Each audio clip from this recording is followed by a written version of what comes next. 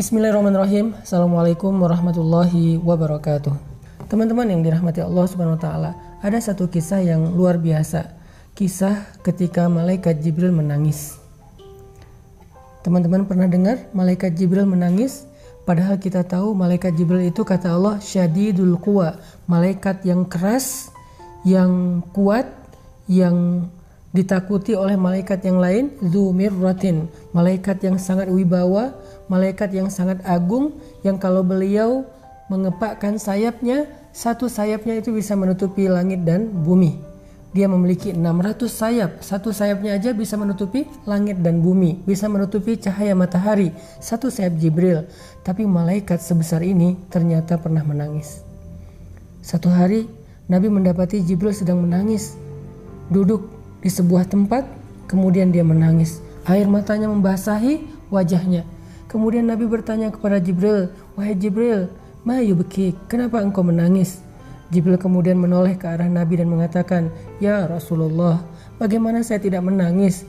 Sejak saya melihat neraka Allah, air mata saya selalu mengalir karena takut kepada Allah Subhanahu wa taala."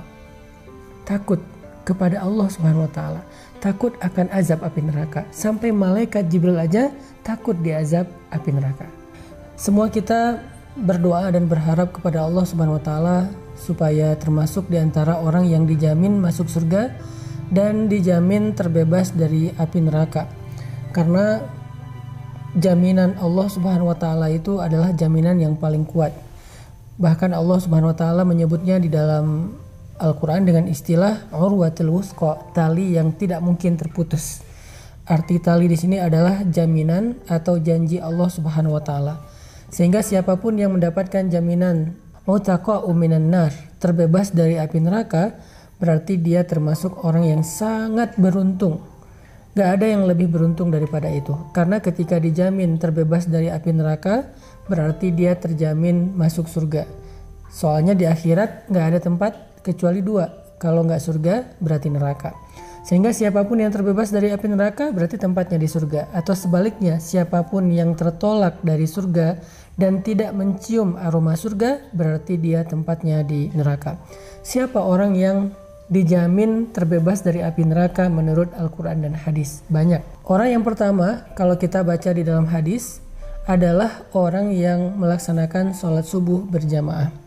Kalau kondisinya sekarang harus social distancing, maka sholat subuh berjamaah kalau nggak bisa dilakukan di masjid, berarti melakukannya di rumah bersama dengan keluarga tepat waktu. Nabi SAW bersabda, siapa yang melakukan sholat subuh berjamaah di masjid, fahuwa fi zimmatillah, dia berada dalam jaminan Allah. Allah yang menjamin dia di dunia dan di akhirat. Sehingga sholat subuh berjamaah tepat waktu yang mungkin sedikit agak membuat kita harus bersusah payah, tapi ternyata balasan di sisi Allah jauh lebih besar. Sehingga kesusah payahan kita bangun subuh, kemudian berwudu dalam keadaan dingin, masih menahan ngantuk, itu akan terasa sangat murah dibandingkan dengan balasan yang Allah berikan kepada orang yang melakukannya. Maka dari itu, setiap malam sebelum kita tidur, coba teman-teman ingat-ingat kembali janji Nabi SAW tentang sholat subuh berjamaah. Sehingga sebelum tidur kita udah berazam, kita berniat yang kuat, ya Allah besok saya pengen dapat jaminanmu.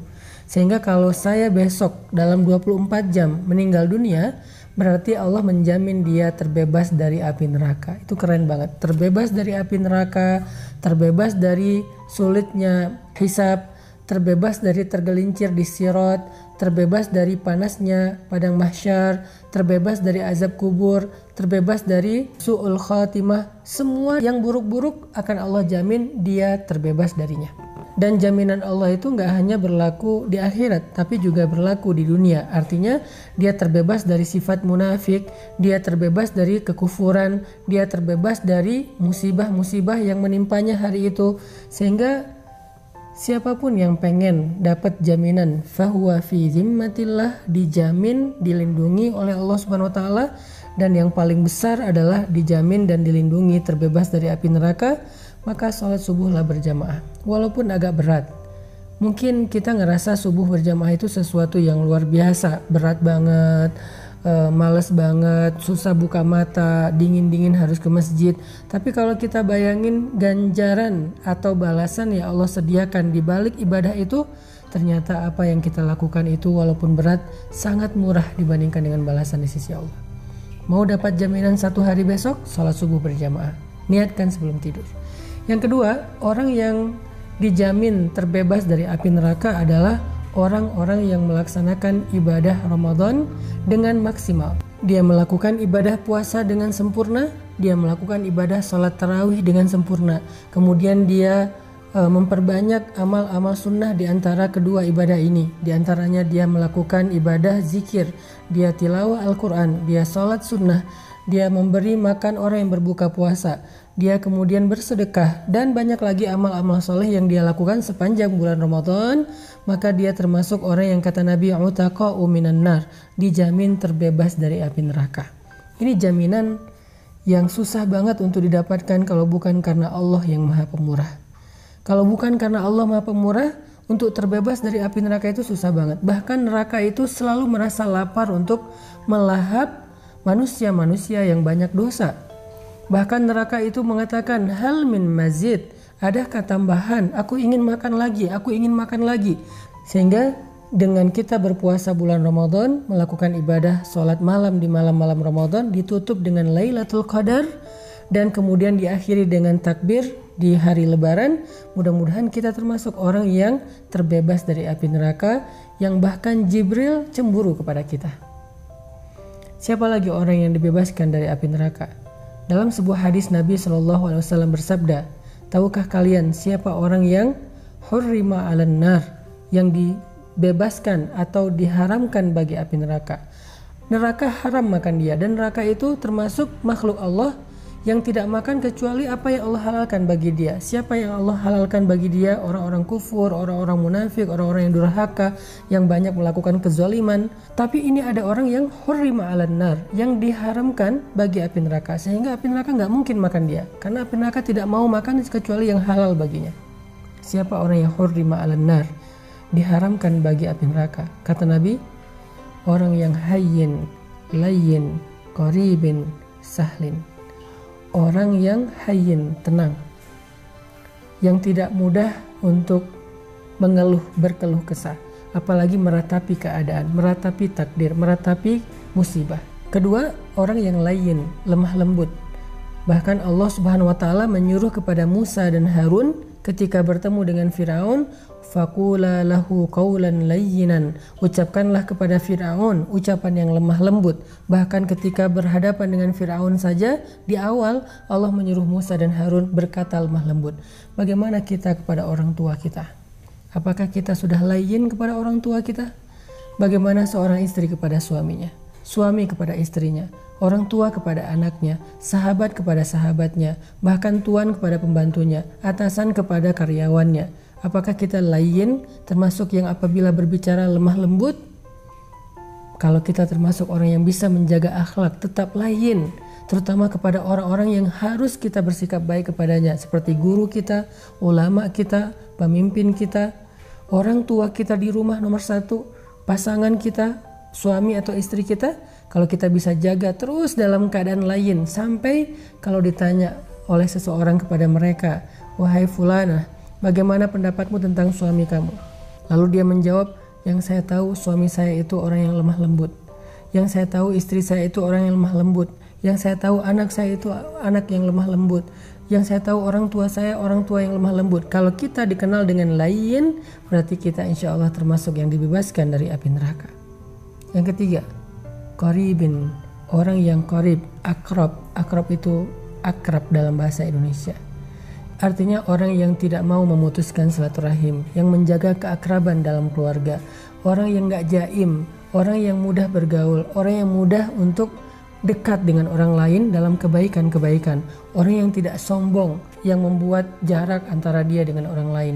Kalau kita bisa dekat bahkan dengan anak yatim terutama, siapa yang dekat dengan anak yatim di dunia, maka dia akan seperti ini di surga dengan Rasulullah SAW.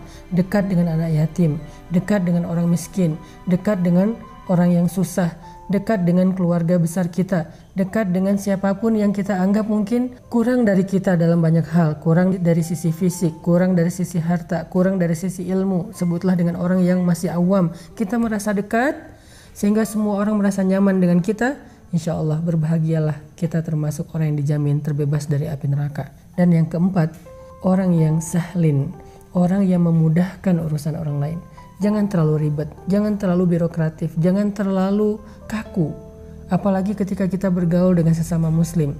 Ada beberapa urusan antara kita dengan teman kita, saudara kita, jangan terlalu kaku. Semuanya salah atau terlalu hard feeling. Semuanya disimpan di dalam hati, semuanya membuat dia emosi. Gak ada rasa percaya kepada sesama muslim, sehingga semuanya tuh harus birokratif. Nah ini berarti dia gak sahlin. Seorang muslim dia sahlin dalam urusannya. Salah satu contoh sahlin memudahkan itu adalah hadis-hadis tentang masalah hutang piutang. Kata Nabi, siapa yang meminjamkan uangnya atau hartanya kepada saudaranya selama misalnya 1 hari, berarti selama 1 hari itu dia telah bersedekah sebanyak uang yang dia pinjamkan.